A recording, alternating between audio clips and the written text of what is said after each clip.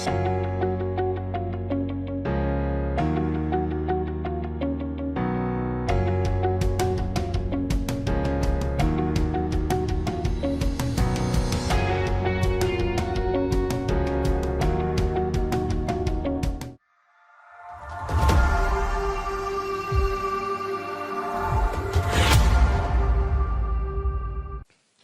Powell 365, we connect organizations and their employees with our Powell 365 platform that includes Powell Intranet and Powell Teams.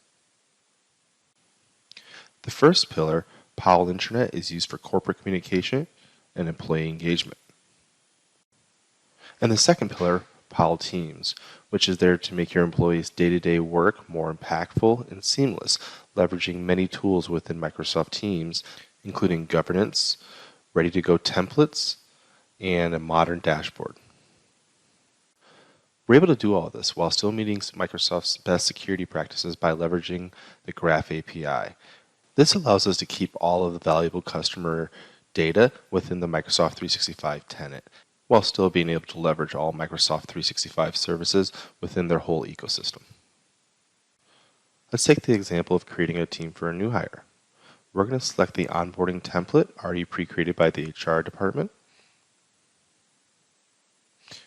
We're going to use the built-in wizard to select and apply our tags.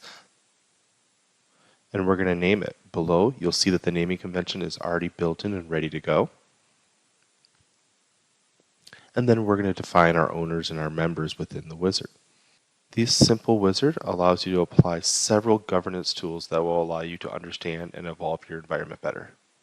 And within 3 clicks and the power of Powell Teams and Graph API, I'm able to build a robust and rich team ready to go, including files already uploaded, a planner set with tasks, an embedded intranet site, as well as a OneNote notebook that's been connected. Channels are pre-built.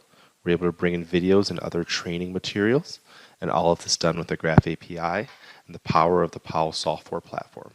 Bonjour à tous et bienvenue dans cette session dédiée à la gouvernance de Teams avec Powell Teams.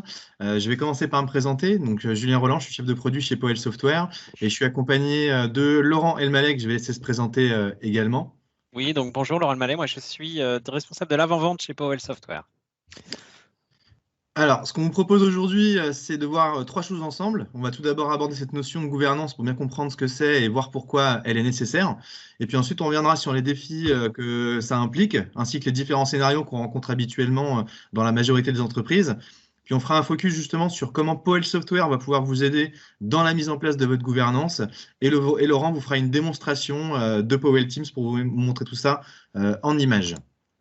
Alors, avant juste de rentrer dans le cœur du sujet, il est important de comprendre pourquoi on parle de gouvernance aujourd'hui. Donc, pour revenir très rapidement en arrière sur l'évolution du Digital Workplace, on constate que la majorité des entreprises utilisent des services cloud pour tous les bénéfices que cela représente.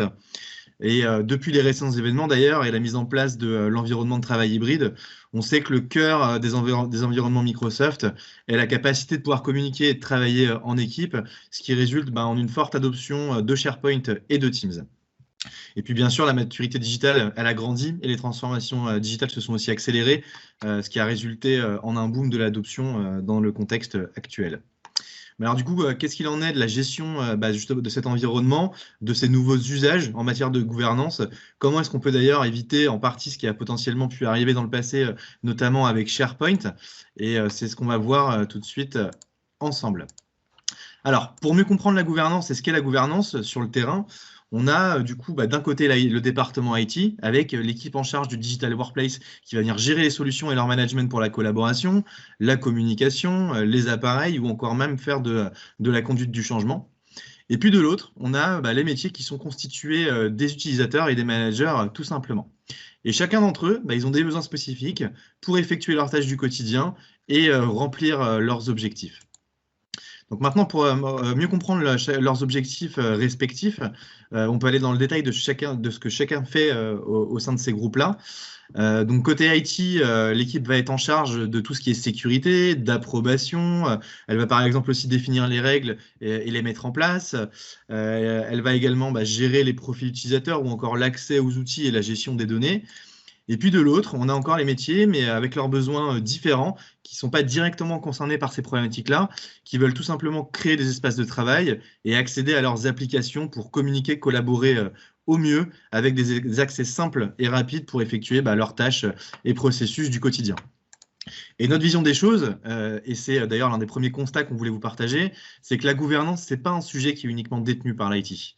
Pour que le système soit efficace et opérationnel, il faut que chacun puisse parvenir à ses fins et ça passe par un travail intégrant à la fois l'IT et les métiers avec un pont intelligent entre les deux. Et concrètement, ce pont avec Powell Software, il va se matérialiser par des modèles prêts à l'emploi, intégrant les besoins de chacun, et ça on le verra dans la démo de Laurent juste après.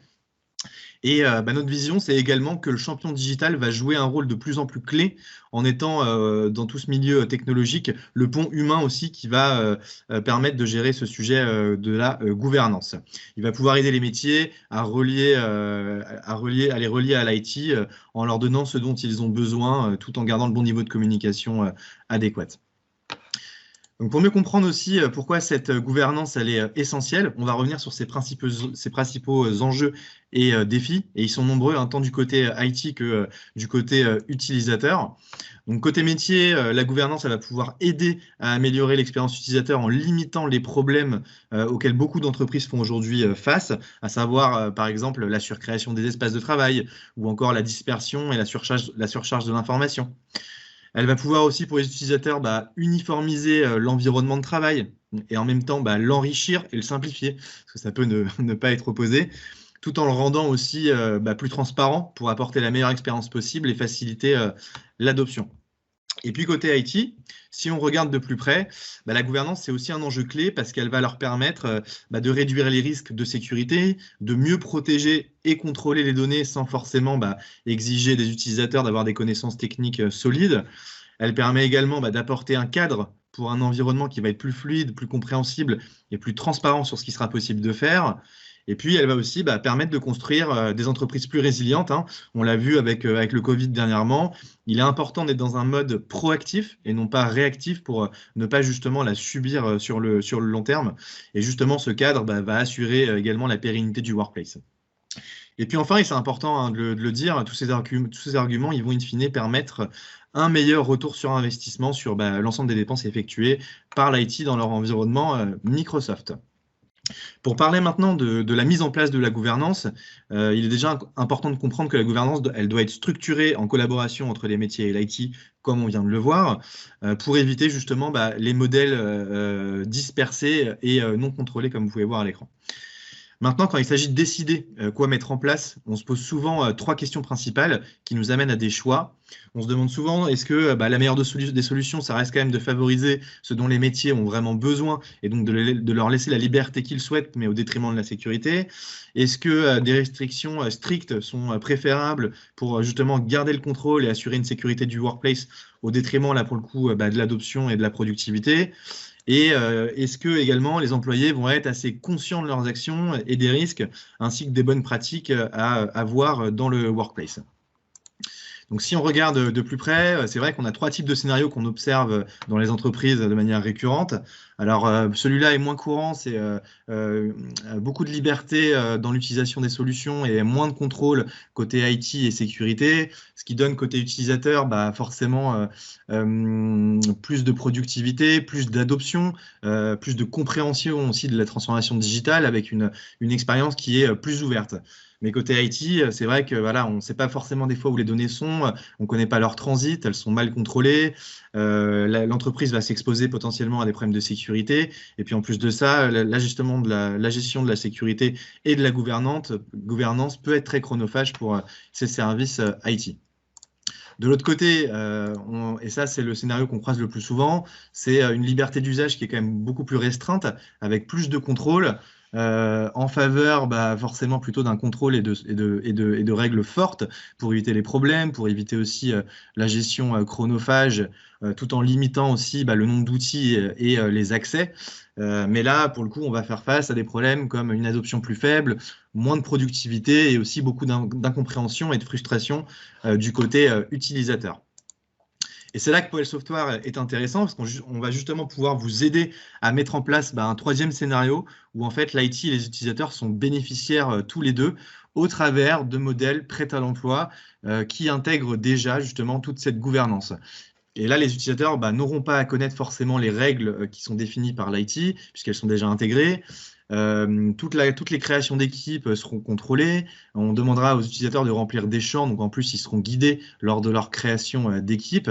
Et du coup, on se retrouve avec un Digital Workplace qui va être beaucoup plus pertinent, compréhensif et également transparent pour l'utilisateur, ce qui permettra d'avoir forcément un environnement plus pérenne.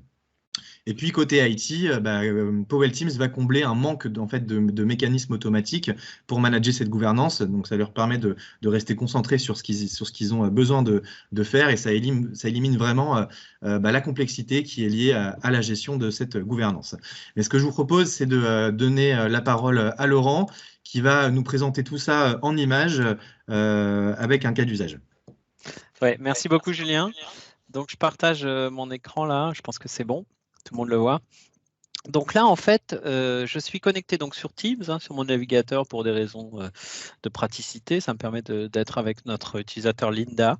Et l'idée, c'est que dans Teams, j'ai une application supplémentaire qui s'appelle Powell Teams. Donc on vous mettra à la fin l'ensemble des éléments. Mais en fait, cette application, elle est dans le store Microsoft. Donc elle a été validée par Microsoft pour tous ses clients et tout le monde peut l'ajouter en fait à sa Teams. Alors bien sûr, il faut que l'admin le permette de le faire, mais elle est accessible à tous et on va pouvoir l'installer.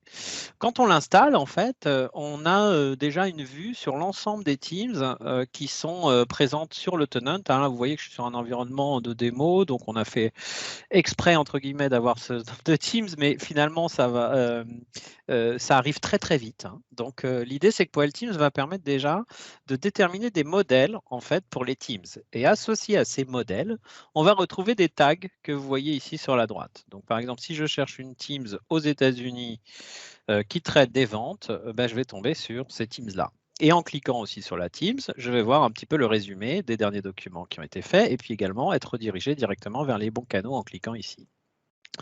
Donc l'idée, c'est bien d'organiser un petit peu les Teams et de construire des templates dédiés business, dédiés au métier, pour digitaliser des processus, comme on va le voir ici dans la démonstration, l'onboarding, donc l'arrivée d'un nouveau salarié. Donc, associé à ce dashboard, vous voyez que j'ai un certain nombre de vues. Je peux aussi faire des favoris. On peut recommander des équipes en fonction des profils. Donc, pour les nouveaux employés, c'est pas mal parce qu'ils vont arriver ici avec des recommandations directement par rapport à leur profil. Et j'ai aussi un bouton Create Teams. Donc, l'idée, c'est que quand je clique ici sur Create Teams, le premier écran, donc c'est assez simple, on me présente les modèles. Ces modèles de Teams sont accessibles uniquement pour moi. C'est aussi profilé, donc pour moi, enfin pour le profil auquel j'appartiens. Et je vais retrouver ici le template onboarding que je vais utiliser. Donc, je suis en fait RH et pour l'onboarding d'un nouveau salarié, je vais créer une Teams. Alors, ça peut être un salarié, ça peut être un groupe de salariés. On parle aussi de promos qui vont pouvoir rentrer en même temps. Mais bien, l'idée est bien de construire sous forme d'un modèle, en fait, une Teams pour accueillir les nouveaux salariés. Donc, je vais donc utiliser ce modèle et en cliquant sur Suivant, en tant qu'utilisateur final, je vais catégoriser ma Teams. Donc là, on va par exemple, c'est pour la France, c'est une personne du marketing et puis c'est pour Fred. Donc, il va s'appeler, enfin voilà, c'est pour Fred. Et globalement, vous voyez ici que le premier élément de gouvernance, Powell Teams a mis une convention de nommage sur la Teams. Donc, automatiquement, en fonction des tags que je vais choisir là, la convention de nommage sera mise en œuvre. Je vais cliquer sur Suivant. Et ensuite, vous voyez qu'il y a un certain nombre de choix. Alors là, en termes de propriétaire, on a mis automatiquement que Linda serait propriétaire et qu'elle serait la seule propriétaire, ce qui n'est pas une bonne pratique par ailleurs, parce qu'il faut en avoir deux à minima, de toutes les teams qui vont être créées avec ce modèle. On voit aussi une notion ici de membres d'équipe avec un nombre d'équipes. C'est-à-dire que si je n'ai pas au moins minima une personne, eh bien, je ne peux pas aller à l'étape suivante. Donc ces règles, on va dire de nombre minimum de membres, et on a la même aussi sur le nombre de minimum de propriétaires, permettent d'assurer qu'on ne crée pas des teams orphelines, c'est-à-dire que si quelqu'un est en vacances, ben, on aura toujours un propriétaire si on met une règle pour en avoir deux. Et puis au niveau des membres, s'assurer aussi qu'on ne crée pas une équipe juste pour partager un document, puisqu'on n'a pas besoin de ça d'une Teams pour faire ça, on peut le faire avec OneDrive directement. Donc tout ça, ce sont des choix qu'on va faire pendant le projet de gouvernance, hein, donc c'est vraiment des ateliers plutôt fonctionnels métiers qui vont nous permettre de définir, de poser les bonnes questions, de se poser les bonnes questions en interne et de voir comment on va pouvoir, le nombre minimum ici de propriétaires, le nombre minimum de membres, et puis pourquoi pas la convention de novage. Et par ailleurs, vous avez vu qu'ici, on ne m'a pas donné le choix, l'équipe va être privée par défaut, puisque dans ce modèle, on a considéré que cette équipe n'était pas publique. Donc on peut aussi laisser bien sûr l'utilisateur choisir. Enfin, j'ai un petit résumé qui me dit voilà tout ce que j'ai choisi, les tags que j'ai choisis, les membres, etc., le nom. Et puis, je vais créer une équipe. Mais vous voyez, premier niveau, ici, on me dit oui, mais alors l'équipe, pour la créer, il faut une approbation. Donc, il y a une demande de validation qui a été mise en œuvre. Donc, si je retourne ici, en fait, vous voyez en fait ici que j'ai un petit onglet pour toutes les demandes d'approbation. Donc, à la fois, j'ai les demandes en attente et mes demandes. Donc là, il se trouve que moi, je suis aussi la personne qui valide, donc ça tombe bien. Je peux tout à fait accepter ou refuser, ce que je ne vais pas faire là, parce que sinon, ça va m'en créer une deuxième. Mais du coup, enfin une Xème. Mais du coup, ce qui est intéressant, c'est que comme j'ai des modèles, en fait, ici dans Powell Teams, et que vous avez vu qu'il y avait des tags, etc., on a un tag qui a été caché qui s'appelle Business Process. Donc, et ça va être la base un petit peu pour faire nos vues ici. Mais globalement, si je clique sur Onboarding là, je peux voir toutes les Teams qui ont été créées pour l'onboarding. Donc, je peux voir en fait l'ensemble des nouveaux salariés qui sont rentrés, donc l'ensemble des programmes d'onboarding en cours. Et comme j'ai des métadonnées dessus aussi, je peux tout à fait les trier et on fera des évolutions de nous par la suite pour permettre à l'utilisateur aussi de faire ses propres dashboards, ici d'avoir ses propres vues sur l'onboarding par exemple. Donc globalement, ensuite on va regarder le résultat. Donc vous voyez en fait, elles sont toutes les mêmes, toujours les mêmes canaux, toujours les mêmes documents par défaut, etc. Puisqu'en fait on va faire tout ça sous forme de modèle. Donc si je clique sur Onboarding France, je vais dans le canal général. Automatiquement, je suis dirigé vers le bon canal. Et qu'est-ce qu'on trouve dans ces Teams? Alors le premier élément, donc c'est le canal, la partie générale. Dedans, on va retrouver déjà des documents par défaut. Donc, dans le modèle, en fait, on a mis en œuvre des documents qui seront préchargés dans la Teams. Ici, par exemple, l'intro du collaborateur qui va pouvoir peut-être publier plus tard sur l'intranet ou l'article qui va publier sur LinkedIn pour dire qu'il a changé de boîte. Ce genre de choses peut être complètement templétisé et donc avoir des modèles par défaut de documents, ainsi que la structure des dossiers aussi dans le canal général a été aussi mis automatiquement. Donc, toutes mes Teams auront exactement ça à chaque fois que je vais les créer. D'autre part, on trouve bien sûr l'onglet Wiki, le fameux, mais aussi on va retrouver un planeur. Et là, l'intérêt, c'est que bien sûr, ce planeur qui va détailler l'ensemble des activités et des tâches pour l'onboarding, alors on va pouvoir les organiser, HR, onboarding, business, technical, et à chaque fois, on va pouvoir dire, voilà, il faut que j'aille chercher mon PC, il faut que je remplisse mes documents pour la mutuelle, etc. Donc ça, ce sont les tâches à faire pour un onboarding pertinent, mais chaque fois que je crée cette team, j'aurai un planeur différent. Donc, Powell Teams est aussi en capacité de cloner l'ensemble des plans qui sont présents dans une team de référence et de les embarquer dans le modèle. Donc, chaque fois que je vais créer cette team, j'aurai toujours les mêmes tâches. Alors ça, c'est très intéressant parce qu'en fait, on peut travailler aussi sur des domaines comme le RFP, comme la construction, comme voilà, il y a un certain nombre de business process qu'on digitalise très simplement et qui nécessitent d'avoir une gestion de tâches. Planner est l'outil rêvé, sauf que l'utilisateur ne donne pas forcément les idées de l'organiser de la bonne manière. Et donc là, l'idée, c'est bien d'attraper le savoir qui est chez les sachants, donc chez les gens qui sont là depuis un certain temps et qui manipulent Teams et qui savent organiser typiquement un chantier avec des dossiers, avec des tâches, etc. On va capturer ce savoir et le mettre dans un modèle avec Powell Teams pour pouvoir ensuite répliquer ces meilleures pratiques en interne. Et c'est aussi bien sûr plus facile d'expliquer aux gens comment se servir de l'objet onboarding ici, puisque à chaque fois, j'aurai le même nom de canal, j'aurai les mêmes onglets, et par contre, le contenu, bien sûr, sera différent en fonction des teams que je vais créer. Autre élément, lien entre les deux, parce qu'en effet, on veut passer de plus en plus de temps dans Teams. Donc là, l'idée, c'est de mettre aussi cet onglet par défaut, qui sera lui toujours le même, pointé vers l'espace onboarding de l'intranet. Alors ici, on a fait du Powell intranet, c'est notre produit d'intranet qui permet de faire ce genre de rendu avec la gestion de contenu, etc. Mais vous pouvez tout à fait mettre un site SharePoint aussi, bien sûr, ici, qui va rassembler des documents de référence, des kits d'onboarding, etc. Et comme ça, en fait, ça, c'est la source de vérité pour le nouvel employé. Il sait que voilà, s'il doit poser ses congés, la politique de congé, elle va être ici. De la même manière, sur l'aspect échange, on a aussi la capacité de faire des OneNote. OneNote est un très bel outil pour organiser le savoir et les connaissances, une sorte de knowledge base en fait, qu'on va pouvoir aussi pousser à l'ensemble des salariés. Donc, en fonction des sujets, on peut organiser ça. Bon, là, on n'en a fait qu'un, mais pour organiser plusieurs tables, selon mon rôle, en fait, avoir des OneNote qui vont être différents. De la même manière, on a fait un canal pour la personne onboardée, ce qu'on appelle le buddy. En fait, c'est un échange entre, on va dire, votre référent au sein de l'entreprise quand vous arrivez qui fait le même métier que vous. On a aussi un canal avec le manager qui va permettre pourquoi pas de planifier des one-one, etc. Et puis, on a mis aussi en avant le fait d'avoir une intégration des chaînes stream ici au niveau de ce tab. Donc, Powell Teams est en capacité aussi, bien sûr, de répliquer ses paramétrages applicatifs et de provisionner les onglets déjà paramétrés. Donc, ça, c'est assez rapide parce que ça permet à l'ensemble des collaborateurs, finalement, sans savoir la complexité qu'il y a derrière, ajouter un tab, une application, etc., de pouvoir quand même utiliser Teams avec des meilleures pratiques et une organisation qui soit toujours la même. Voilà. Donc, voilà pour le résultat final. Maintenant, je vais vous montrer un petit peu comment ça fonctionne. Enfin, qu'est-ce qu'il y a derrière tout ça? Comment est-ce qu'on fait les templates? Donc, c'est pareil, on fait ces templates, en fait, dans Powell Teams. Donc là, en tant qu'administrateur, je vais avoir une vue sur l'ensemble des équipes de mon tenant. Donc, vous voyez, en fait, donc, quand j'arrive, en fait, j'installe Powell Teams, j'ai l'ensemble des teams auxquels j'ai accès. Ça respecte bien sûr la sécurité. C'est des permissions déléguées qu'on utilise ici. Et là, je peux repérer en fait tous les teams par template ou même celles qui n'ont pas de template. C'est ce qui va être intéressant au début d'ailleurs pour pouvoir aller leur appliquer un template dessus. Voilà, donc toutes ces teams-là sont sans template. Alors, c'est des teams master, c'est les teams qui nous permettent de dériver les modèles. Mais globalement, on va retrouver cette vue également pour appliquer des templates à des teams existantes quand on arrive.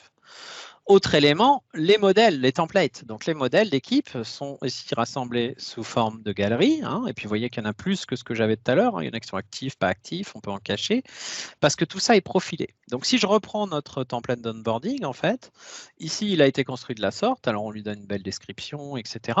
Et puis, on a construit une team de référence. Ça, c'est la première team qu'on a créée à la main avec tous les objets. Ensuite, on synchronise les paramétrages de la Teams, mais Powell Teams fait pas un clone au sens technique du terme. Il va aller chercher tous les canaux, tous les onglets, et par exemple, l'exemple du planeur qu'on disait tout à l'heure, vous permettre, pourquoi pas, au lieu de prendre la configuration d'origine, d'aller cloner les planeurs ici. De la même manière sur les liens SharePoint, là on va pointer sur le même intranet, mais si j'ai plusieurs pays ou que je veux introduire de la variabilité là-dedans, je peux le faire. Donc en fait, ce n'est pas un clone, on va dire, standard au sens Microsoft du terme, c'est un clone qui va aller jusqu'à chercher tous les paramétrages de la Teams et vous faire en sorte de pouvoir répliquer ces paramètres à chaque fois.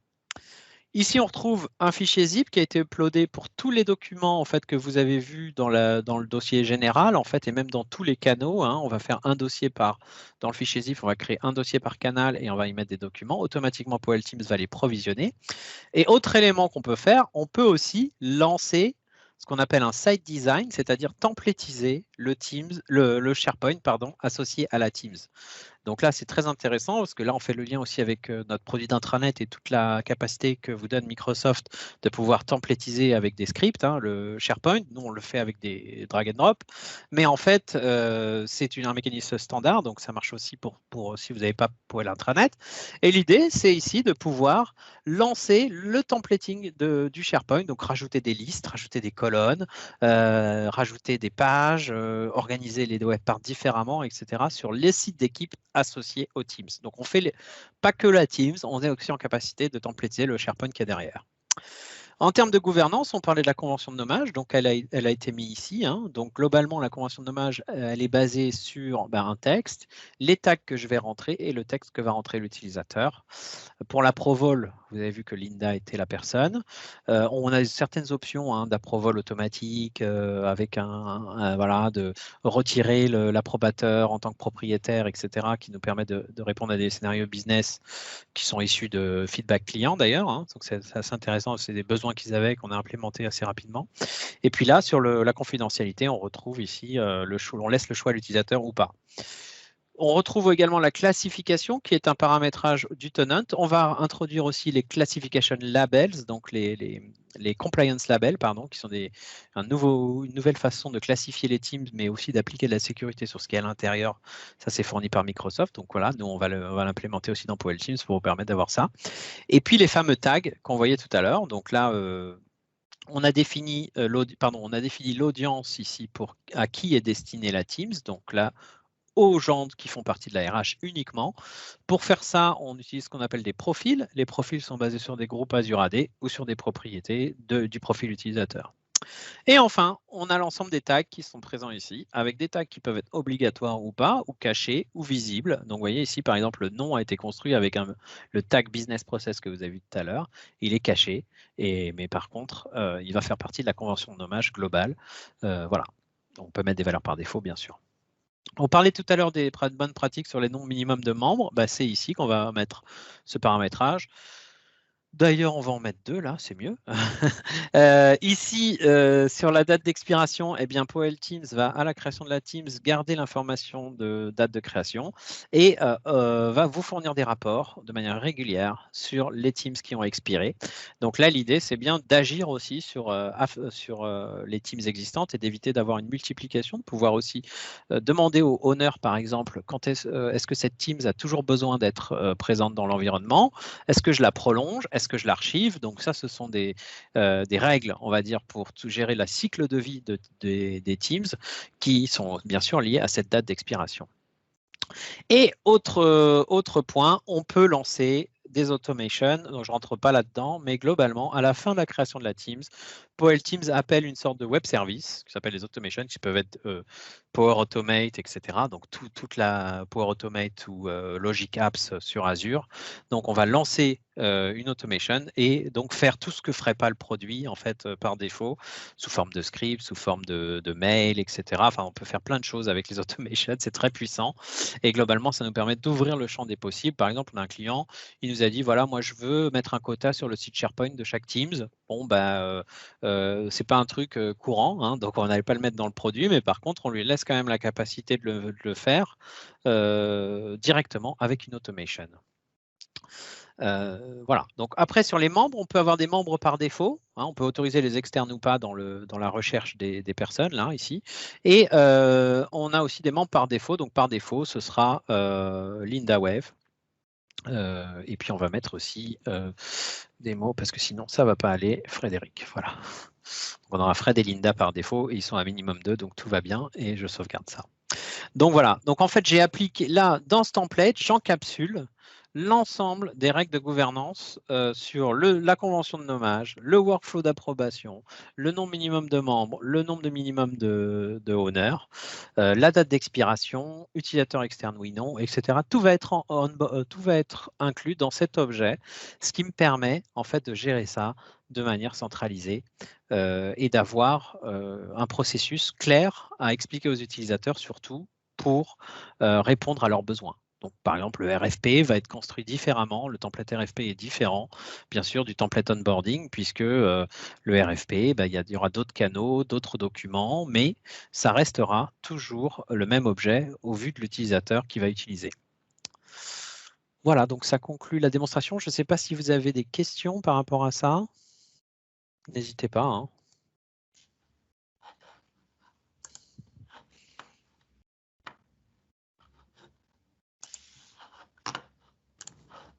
Pas de questions? Si. Il y a une question d'Adrien. Quelle est la bonne pratique lorsqu'on souhaite archiver un canal? Pas un Teams, mais bien un canal. Oula, alors archiver un canal, c'est pas quelque chose de standard, puisqu'en fait Microsoft vous propose d'archiver une Teams entière ou un canal.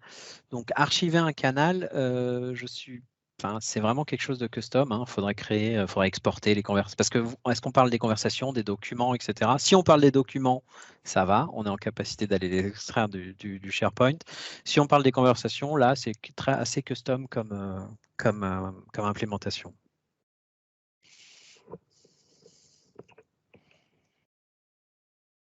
Je ne sais pas si ça répond à la question, mais c'était pas une question facile. Pardon. Archiver un canal, ouais, c'est pas quelque chose de courant. On m'a jamais demandé, mais pourquoi pas. Ouais, si Microsoft permet de le faire plus tard, pourquoi pas.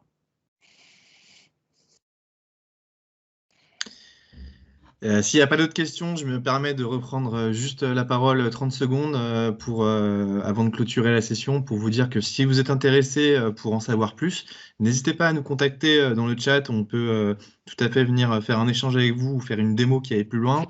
Et vous avez également la possibilité depuis notre site internet, vous avez le lien aussi dans les slides que je vous partagerai après, d'aller déclencher une version d'essai si vous souhaitez utiliser le produit pour le tester. Donc n'hésitez pas aussi à aller faire un tour sur le lien que je vous communiquerai après.